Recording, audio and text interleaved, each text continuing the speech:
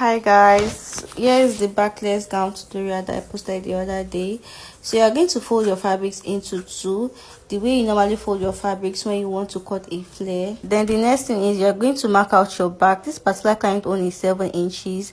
I marked the 7 inches and I measured what it is and then mark it round. This is what I meant when I said your back is going to determine what you are going to leave or cut out at this upper part. If your client only is probably 18, that's 9, it's going to go lower. I actually hope you understand. Then the next thing is you're going to leave 3 inches at the upper part and mark out your length. That is the length of the gown that you want to sew. And this 3 inches is because the neckline didn't exactly start from like the neck going. It still like comes down a little.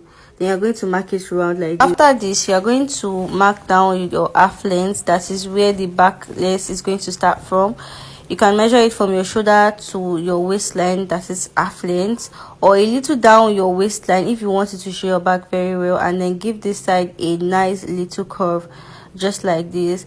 And please don't forget to remove that 3 inches at the upper part. It is very important. And then you're just going to go ahead to like cut it out. That is done. We're done for the cutting of the front parts. And for the back part, you're going to fold it into two, the way you folded the other one, like the front part, and also impute the same measurements you did for the front, that is the back, which is this upper part, the half length where the backless is going to start from, and then the length of the gown. You're just going to mark everything out while still removing that same 3 inches. Please, that one is important. So remove the same 3 inches, and then you're just going to cut it out from that 15 inches, because since there is no back there, and this is the back part of the dress. And then you trim up like this ½ inch, slant it like this, the way I did it in this video, because if you notice at the back part of any backless dress, it gives this curvy view at the back. So that's what it is. And then you just go to and then the next part is the sewing part. This sewing part is pretty self-explanatory, so I don't think you need much of an explanation. Fold this side, fold it, and then you sew it. Do it for the both sides with ½ an inch allowance or ½ allowance. My machine decided to start acting up, so I changed my machine. So this part, this upper part, still the front part, you're going to fold it with 1 inch. Then you're going to sew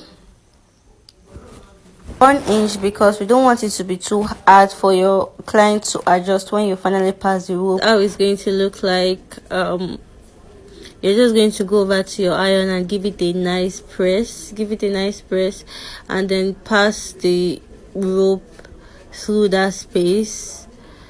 Pass the rope very well and make sure it is equal, just like this. And this is what it's going to look like when you're done. This is how it's going to give. This is the shape it's going to give. So the next part is the back part. You're going to fold the back part to like this, same way, with 1 inch also. That is why you have to add allowance to it while cutting. It is very important. I think I forgot to say that. Add allowance to it while cutting, and then you edge on to give it a nice press. Once you've done that, you pass your rubber through that space. I'm sure we already know how to do that. You are going to stitch it at this end, and so that it will not come loose. And then you go ahead to the other end, cut your rubber, go ahead to the other end and stitch it as well. So once you are done, once you are done with the rubber part, you just join the front and the back together. So you are going to place it on each other like this, exactly the way you see me doing it, and then you just go ahead and sew the two sides together, just as I showed you right here. You're just going to join the two together. Once you've joined it, it's going to give you something like this. Head to your weaving machine to like weave it, and then the last thing is to hem the down part, fold it like this. Fold whatever allowance you put, preferably should be like 1 inch, and then yeah, this is how it looks like.